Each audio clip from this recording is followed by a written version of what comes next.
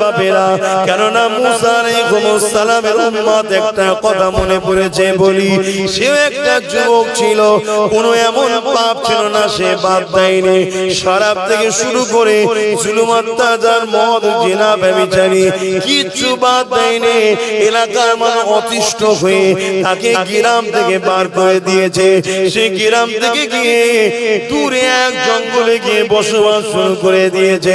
যত খাবার ছিল ওই খাবারগুলো শেষ হয়ে গেছে। এমন একটা দিন এসে গেছে, ওই বান্দা বুঝতে পেরে গেছে আমি মারা যাব, আর বাঁচার সময় নেই।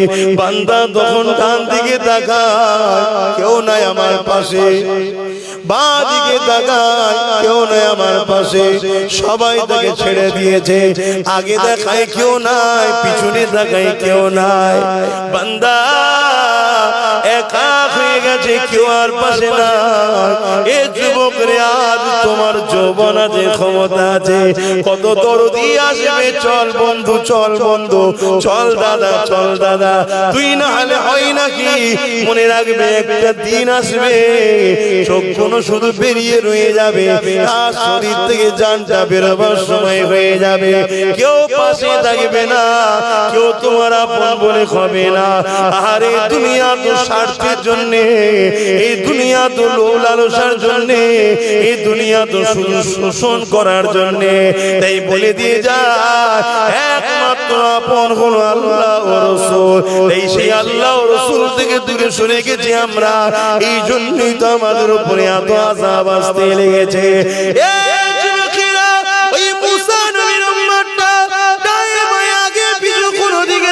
যখন কাউকে না পায়, তখন আসমানের দিকে তাকিয়ে বলে আল্লাহ,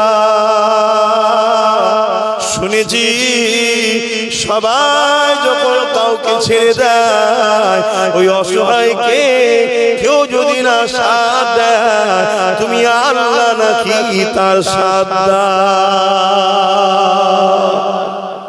মূর্খ মানুষ পড়িনি, বান্দা বলছে শুনেছি, শুনেছি আপনি বড় দয়ালু, শুনেছি আপনি বড় রহমান, শুনেছি আপনি বড় মেহেরবান। আজ আমি একা হয়ে গেছি আল্লাহ, আমি তো মারা যাব, আমার জানাজাটাও হবে কি হবে না, বাঘ চুপ জন্তুদের ছিঁড়ে ছিঁড়ে খাবে কি জানি না। এই করুণ নজরে আসমানের দিকে তাকিয়ে তাকিয়ে ক্ষমা চায় আর বলে আল্লাহ, জীবনের শেষ মুহূর্তে ক্ষমা চাইছি, মাফ করে দাও, ক্ষমা করে দাও। মানুষটা ইন্তেকাল হয়ে যায়, আল্লাহ পাক মুসা নবীকে জানিয়ে দেয়, এ মুসা রে, আমার এক বন্ধু মারা গেছে, ভেবে দেখো, ভেবে দেখো। কত ভালোবাসে, আর সেটা আবার মুসা নবীর উম্মত। আমার নবীর উম্মতকে তো আল্লাহ আরো ভালোবাসে। কেন তোমরা তওবা করো না ভাইরা? ভুল হয়ে গেছে, গান সিনেমা যাত্রা চলে গেছে, তওবা করো, ফিরে আসো, মসজিদগুলোকে আবাদ করো। যদি কাজের জন্য মসজিদে না আসতে পারো, যে ওয়াক্ত ফ্রি থাকবে সেই ওয়াক্তে মসজিদে যাও, বাকি নামাজগুলো যেখানে আছো সেখানে পড়ে নাও।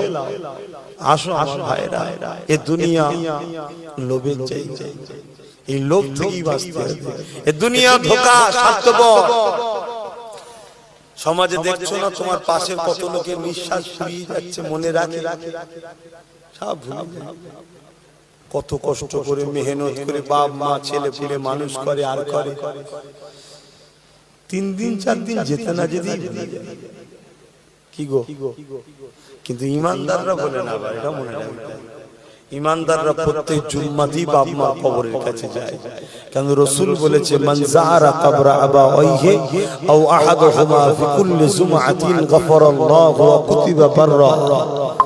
জুম্মার দিন অথবা জুম্মার দিনের দুজন উভয়ের অথবা একজনের কবর যে ছেলে জিয়ারত করে, আল্লাহ তার কপালে লিখে দেয়, বাপ মার খেদমতগার ছেলে জাহান্নাম থেকে নাজাত পেয়েছে। জোরে বলুন, আরো জোরে বলে। কিন্তু যাদের হৃদয়ে নবী নাই, সেই মুসলমানগুলো আমার বাপ মাদের কবর, মাই মুরব্বিদের কবরের কাছে যায়? আর কিন্তু যে বাপ মা ছেলেকে নবীর সঙ্গে জুড়ে দিয়ে যাবে, সেই বাপ মা কবরে গিয়েও শান্তি থাকবে। আপনার ছেলে দুনিয়ায় ভালো কাজ করবে, আল্লাহ দেখাবে, মনটা খুশি হবে। আর আপনার ছেলেকে যদি আপনি আল্লাহ রাসূলের সঙ্গে জুড়ে না দিয়ে যান, আপনার ছেলে দুনিয়ায় বদমাইশি করবে, আপনাকে কবরে থেকে বেইজ্জতি করবে। শুনছেন আমার আব্বা জানেরা? অনেক আব্বা জানরা বলে কি করব, ছেলেটা জন হয়ে গেছে, পেরে উঠতে পারছে। দোয়া করেন, আল্লাহর কাছে দোয়া করেন, সব হিদায়াত করুক। বলুন আল্লাহ আমিন। আমাদেরই তো বাচ্চা জাহান্নামে চলে যাক, এটা তো চাইবেন না। দোয়া করুন, কিন্তু চেষ্টা করুন ছেলে যেন জান্নাতি হয়, ছেলে যেন পরিবর্তন হয়। আর ছেলেরাও চেষ্টা করে আমার মা বাপ গুলো যেন জান্নাতি হয়। অনেক মা আছে বেপরদা হয়ে পরের বাড়িতে গিয়ে টিভি দেখে বসে থাকে। এই বিকেল বেলা সব একসাথে যে গল্প করছে রাস্তা ধারে বসে বসে, এর কথা ওর কথা, এর কথা ওর কথা, এর কথা ওর কথা, কেন করা যায় না? এই দুনিয়ায় গল্প করতে এসছো, একটু আদর দিয়ে ছেলেদেরকে ধরতে হবে। মায়ের মা তুমি এরম বাইরে বেরো, আর বেরো, পরের বাড়ি টিভি দেখতে যাও, আমাকে খারাপ লাগে। মা তুমি তো আমার মা, তোমার ছেলে, আমি তোমার পায়ে ধরছি, আমার ভালোবাসা যদি আমার জন্য যেও না। কেন তুমি এইটা বন্ধ করতে পারলে তোমার মা জান্নাতি হবে। এই যে ছেলে হিসেবে মাকে জান্নাতি চাইছো, আল্লাহ তোমাকেও জান্নাত দেবে। জোরে বলুন সুবহান। ভালো কাজ করো, নামাজের ব্যাপার আছে। তারপরও একটু বিদায় নেবার আগে ছেলেটার কথা বলে দিয়ে যান। মুসা আলাইহিস সালামকে আল্লাহ বললেন জানাজা পড়ো। মুসা নবী এলাকার লোকেদেরকে নিয়ে জঙ্গলে গেলেন। এলাকার লোকেরা বলতে লেগেছে, ও হযরত নবী মুসা, এটা তো সেই বদমাই দুষ্টু ছেলেটা যাকে আমরা বার করে দিয়েছি গ্রাম থেকে, সেবার আল্লাহর বন্ধু হয় কি? আল্লাহ বলল আমার বন্ধু, শোনো তোমাদেরকে আল্লাহ ভালোবাসে, দূরে সরে যেওনি আমার সোনার ভাইরা, কিন্তু মৃত্যুর আগ পর্যন্ত ছাড়া, এর মধ্যে যে তুমি তওবা করলে মাফ। এ নজওয়ানেরা, হযরত মুসা আলাইহিস সালাম আল্লাহ পাককে বলতে লেগেছে, আল্লাহ আপনি বলছেন বন্ধু, এরা বলছে পাপী, আমি কোন দিকে যাব?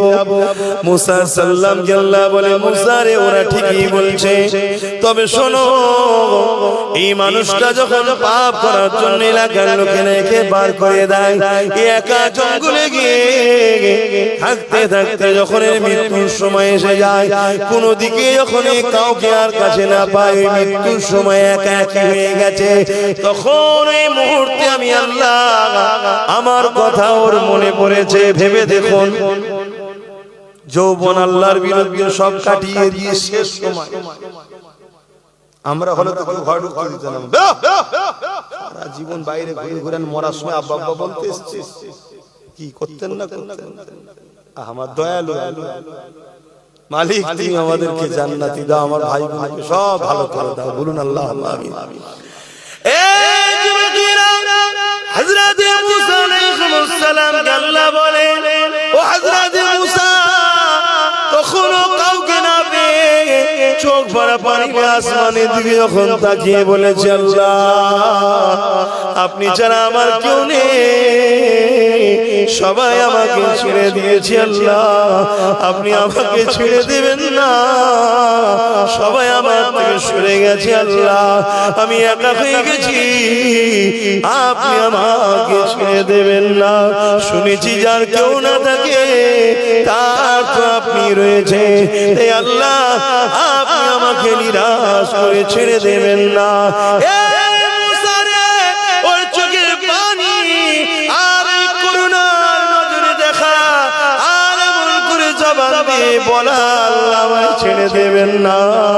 সবাই ছেড়ে দিয়েছে মুসা রে, ও এত পাপী হওয়ার পরও আমার দয়া ওকে ছাড়তে পারেনি।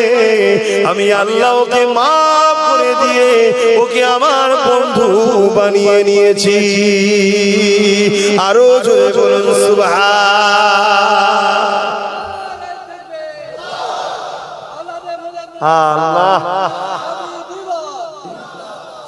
আমার ভাই, তাহলে ভেবে দেখো আমরা কোন নবীর, মুসা নবীর উম্মতের থেকে আমাদের দাম বেশি না কম?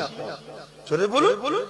আল্লাহ বলছে তো বেশি আবার ঘবরাচ্ছেন কেন? কাযালিকা জাআলনাকুম উম্মাতাও, আল্লাহ আমাদেরকে শ্রেষ্ঠ উম্মত করেছে। জোরে বলুন সুবহানাল্লাহ।